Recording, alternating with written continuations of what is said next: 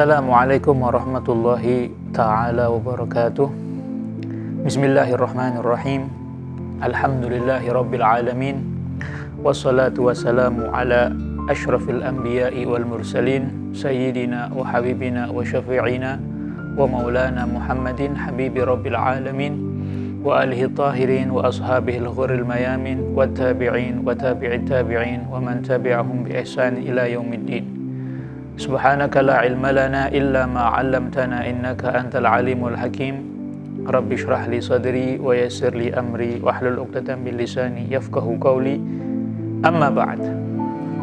Musyahidin al-kiram, pemirsa Dalwa TV yang selalu berbahagia, semoga Allah Subhanahu wa taala selalu menyempurnakan nikmat-nikmatnya kepada kita semuanya, sehingga kita diberikan kekuatan oleh Allah Subhanahu wa taala untuk menyelesaikan tugas kita, menyelesaikan semua amal ibadah kita, menunaikan semua kewajiban-kewajiban kita di bulan Ramadan yang suci ini, sehingga kita tidak keluar dari bulan Ramadan yang mulia ini kecuali kita termasuk orang-orang yang mendapatkan rahmatnya Allah, kecuali kita termasuk orang-orang yang mendapatkan maghfirah dari Allah, kecuali kita orang-orang yang dibebaskan oleh Allah Subhanahu wa ta'ala dari api neraka, dan kita dijadikan oleh Allah Subhanahu wa ta'ala termasuk orang-orang yang minal a'idin wal faizin, orang-orang yang kembali kepada fitrahnya,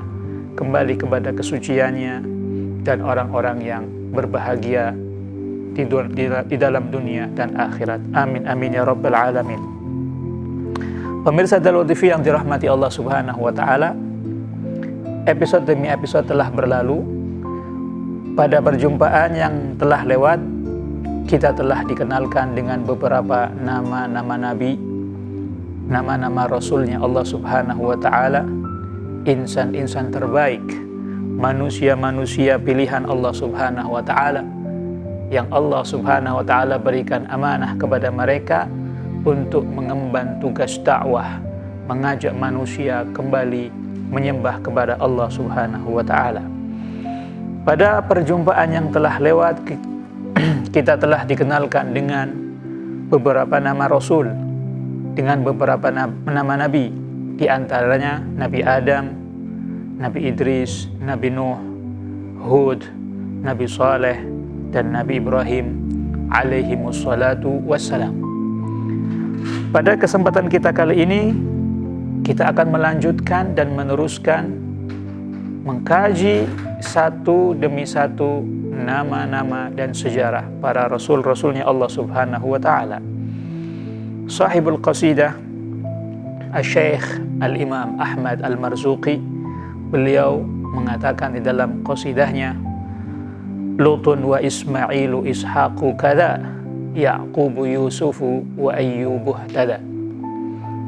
Yang artinya adalah termasuk dari 25 rasul yang wajib dihafal namanya, wajib diketahui nama-namanya oleh setiap orang muslim. Selanjutnya adalah Nabi Lut.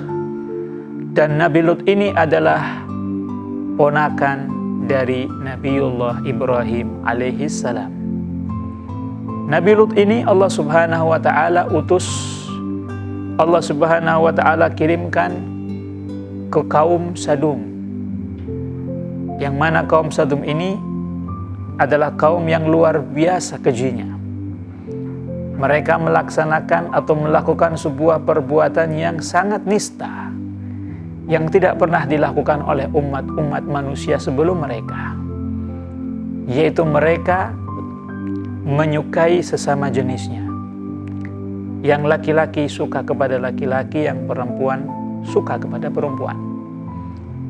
Maka Allah Subhanahu wa taala mengirimkan Nabi Lut alaihi salam kepada kaum Sadum untuk mengajak mereka bertaubat, mengajak mereka kepada jalan fitrah manusia. Allah Subhanahu wa taala ciptakan manusia berpasang-pasangan, laki-laki pasangannya adalah perempuan.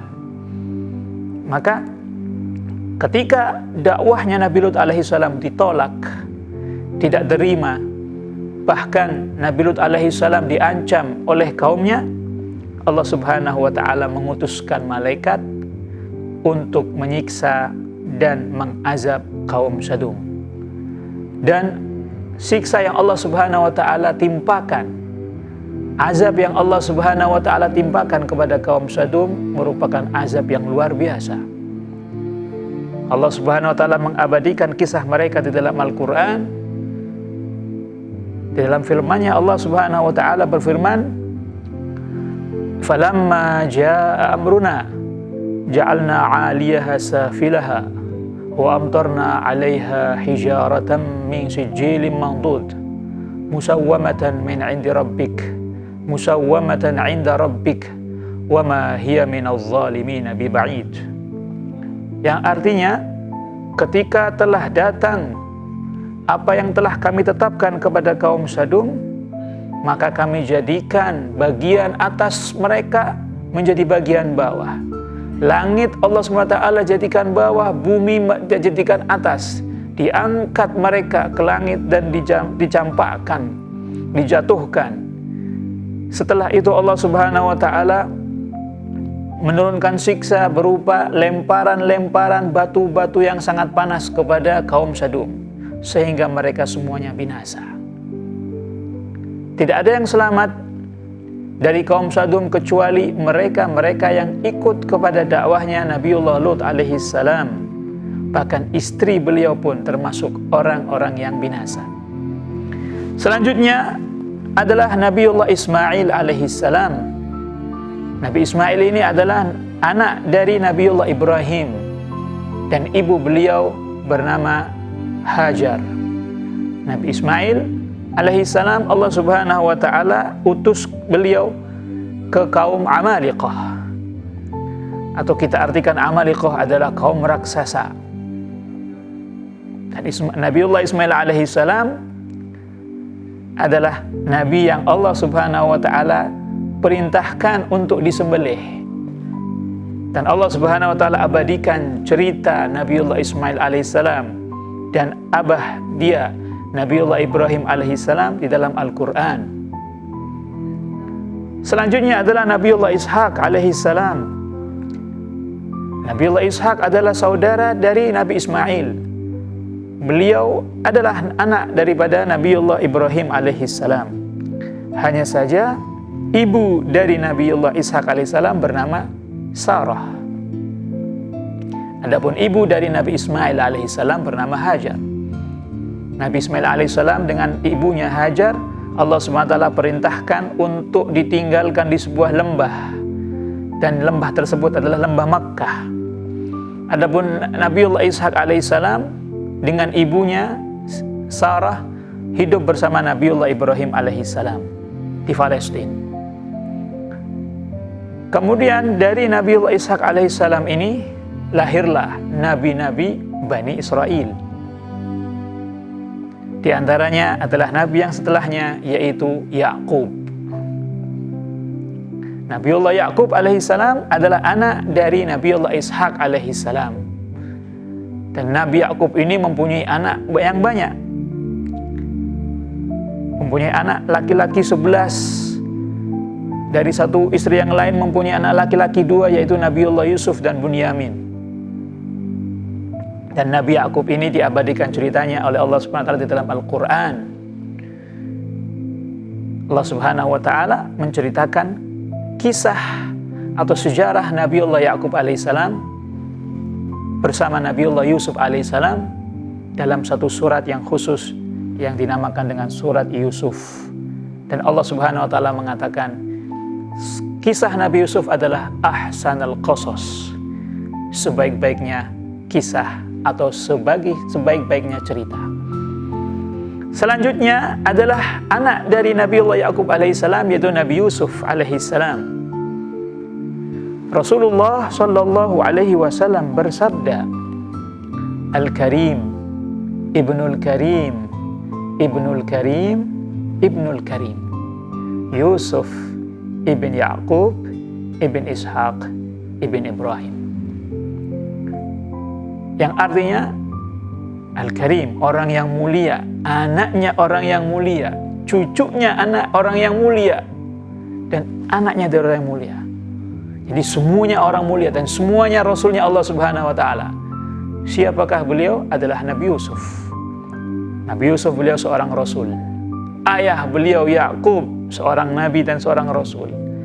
Kakek beliau Nabiullah Ishak seorang nabi dan seorang rasul. Kakeknya lagi Nabiullah Ibrahim alaihissalam seorang nabi dan seorang rasul. Dan ini tidak terkumpul kecuali untuk Nabiullah Yusuf alaihissalam. Dan Nabi Yusuf, Allah Subhanahu wa taala memberikan keistimewaan kepada beliau dengan jamal wajhihi, dengan ketampanan wajahnya, sehingga menjadikan perempuan-perempuan, bahkan istri dari raja, istri dari menteri yang Nabiullah Yusuf alaihissalam tinggal di rumahnya, terkagum-kagum dengan ketampanan Nabiullah Yusuf alaihissalam. Selanjutnya adalah Nabiullah Ayyub alaihissalam. Nabi yang Allah Subhanahu wa taala jadikan sebuah perumpamaan di dalam kesabaran. Allah Subhanahu wa taala coba Nabiullah Ayyub alaihissalam. Allah Subhanahu wa taala berikan cobaan kepada Nabiullah Ayyub alaihissalam dengan beberapa cobaan yang sangat banyak sekali. Penyakit, ditinggal oleh anaknya, ditinggal oleh istrinya, hartanya banyak yang hilang. Tetapi Nabiullah Ayyub alaihissalam beliau bersabar, ridha dengan apa yang telah ditentukan oleh Allah Subhanahu wa taala. Maka kesabaran tersebut berbuah. Allah Subhanahu wa taala mengembalikan semua yang telah diambilnya. Kesehatan Allah berikan kepada Nabiullah Ayyub. Anak dan istrinya kembali kepada Nabiullah Ayyub alaihissalam. Harta-hartanya pun kembali kepada beliau. Yakub, Yusuf, Ayyub. Mereka adalah nabi yang Allah Subhanahu wa taala utus kepada kaum Bani Israel. Selanjutnya Syuaib. Nabiullah Syuaib alaihissalam, beliau adalah seorang nabi dan seorang rasul yang Allah Subhanahu wa taala utuskan kepada kaum Madian. Allah Subhanahu wa taala menceritakan dalam Al-Qur'an, wa ila madyana akhahum Syuaiba. Kaum Madian terkenal dengan kaum yang suka melaksanakan praktek kelicikan. Mereka curang di dalam timbangan. Mereka curang di dalam ukuran, mengurangi, menambah, dan lain sebagainya. Maka Allah Subhanahu wa taala mengutus Nabi Syuaib alaihissalam kepada kaum Madian berdakwah kepada Allah Subhanahu wa taala, tetapi mereka mendustakan Nabi Syuaib. Maka Allah Subhanahu wa taala menghancurkan, membinasakan semua kaum Madian, sehingga negeri Madian sepi dan kosong dari penduduknya, seakan-akan di situ tidak pernah ada manusia yang hidup.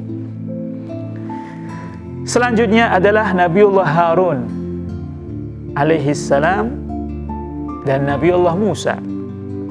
Nabi Harun dan Musa adalah nabi yang bersaudara. Karena Harun bin Imran, begitu juga Musa bin Imran. Keduanya Allah Subhanahu wa taala utus kepada Fir'aun untuk menyadarkan dia, untuk mengajak dia kembali menyembah kepada Allah Subhanahu wa taala. Fir'aun, satu-satunya manusia yang sombong dan kesombongannya melebihi iblis. Kenapa kita katakan seperti itu? Karena dia mengaku sebagai Tuhan. Faqala ana rabbukumul a'la. Dia mengatakan, akulah Tuhan kalian yang maha tinggi. Iblis tidak pernah mengaku sebagai Tuhan, tetapi Fir'aun mengaku sebagai Tuhan. Maka Allah Subhanahu wa taala mengutus Nabi Harun dan Nabi Musa kepada Fir'aun untuk menyelamatkan Bani Israel dan mengajak Fir'aun serta kaumnya kembali menyembah kepada Allah Subhanahu wa taala. Akan tetapi Fir'aun enggan takabur, tidak mau mengikuti dakwahnya Nabiullah Musa dan Nabiullah Harun alaihissalam, maka Allah Subhanahu wa taala binasakan Fir'aun dan kaumnya dengan menenggelamkan mereka di Laut Merah. Ada sebuah kejadian yang menarik, yaitu ketika Fir'aun tenggelam di Laut Merah, sebelum Allah Subhanahu wa taala mencabut nyawa Fir'aun, dia menyesal. Bahkan dia bertobat kepada Allah Subhanahu wa taala. Allah Subhanahu wa taala menceritakan kisah yang berkaitan dengan Fir'aun. Di dalam Al-Quran Allah Subhanahu wa ta'ala berfirman, "Falamma adrakahul gharqu qala amantu billadzi amanat bihi banu Israila wa ana minal muslimin." Ketika Fir'aun tenggelam, maka menyesal Fir'aun. Dia ingin bertobat kepada Allah Subhanahu wa ta'ala seraya mengatakan, "Aku beriman dengan Tuhan yang diimani oleh Bani Israel."